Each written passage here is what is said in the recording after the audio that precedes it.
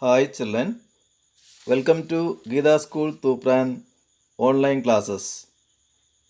Previous video we learned that the people of China made a protest in Beijing on 4th May 1919. This protest later changed into a movement. This movement was called May 4th movement. It was happened or started on 4th May. So it was called May 4th movement. The whole generation of the people came together and attacked the old traditions of China. And they tried to save the China through the modern science, democracy and nationalism. Democracy, the rule of the people. Nationalism means love to the country. So these revolutionaries means the people who were participated in the revolution, wanted to leave the foreigners from the China because their country's resources were controlled by the foreigners. They exploited the Chinese natural resource. So they wished to send the foreigners back to their countries. They also wanted to remove the inequalities and reduce the poverty from the Chinese society. On those days, already we learned that under the emperor's rule, the people of China suffered a lot. Because of landlordism, poverty was a dominant state in China. And there were a lot of inequalities in politics, in economy and society. So these revolutionaries demanded that want to remove the inequalities from their society and reduce the poverty from the people. They advocated many changes in the society. They also demanded simple language and script. You know that the simple language and script can be understood by the people easily. Abolishing the subordination of the woman was other demand. One of the demand of this revolution is to avoid the subordination of the woman. In our family, we can see the subordination of the woman. In our family, father is the first and woman is getting the second chance in the family. And also in China, there was a practice of foot binding.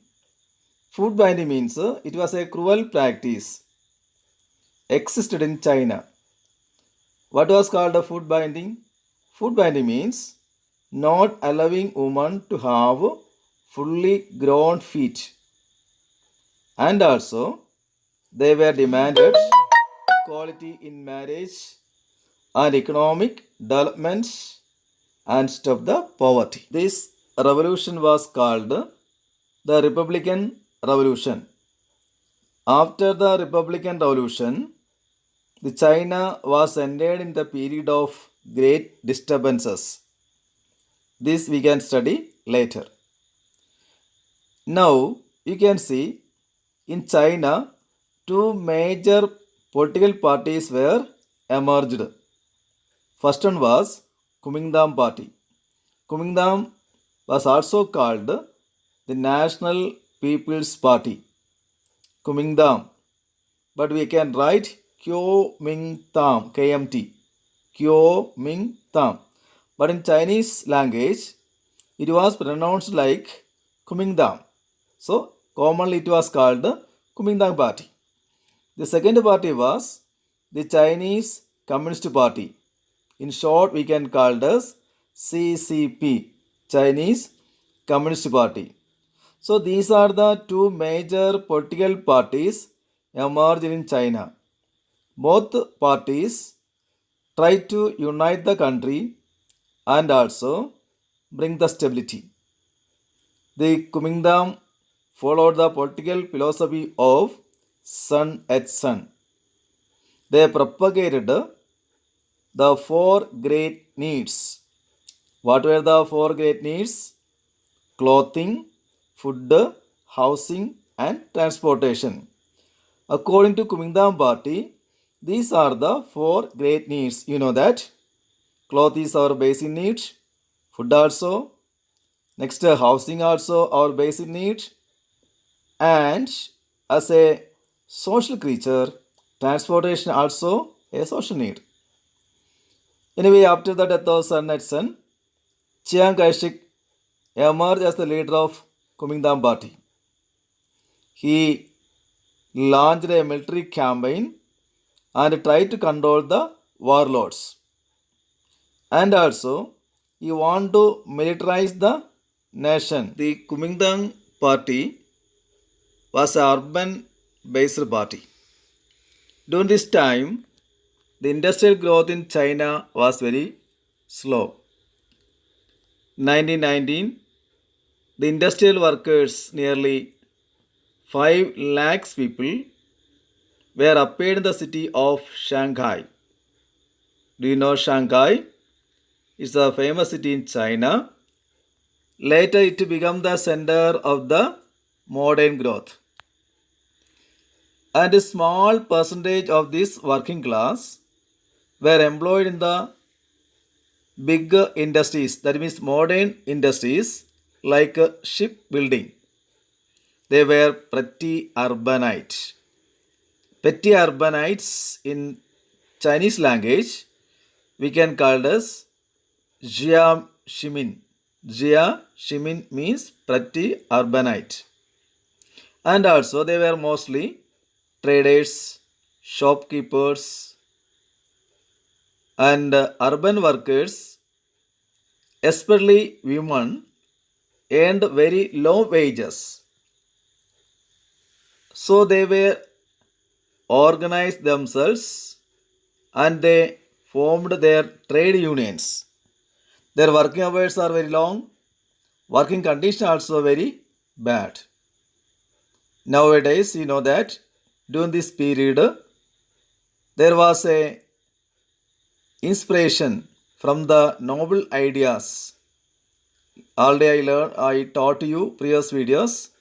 Freedom, fraternity, equality, these ideas spread all over the world from the European countries. Because of these ideas, people gathered together. They discussed about their love and romance.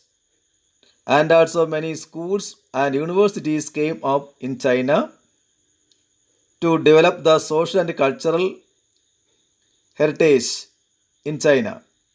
Best example, Peking University was established in 1902.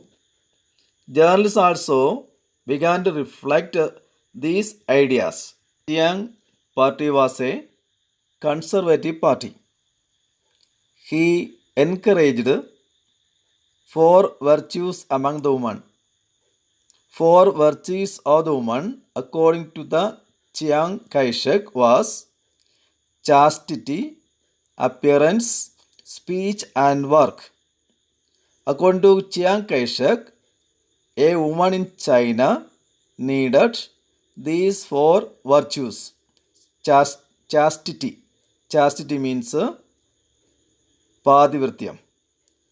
Appearance, you know that. Speech, how to speak. Work. A woman always dedicated the work which was done in the home. And also, he prescribed the length of the hemlines worn by women. Hemlines means a kind of frock which was dressed by women. And also, he tried to suppress the trade unions to encourage factory owners. In short, the Kuomintang Party did not get success in China because of narrow social base and limited political vision. Okay, children. here I am stopping my video. And also, coming video I will come with another topic, the rise of the Communist Party of China.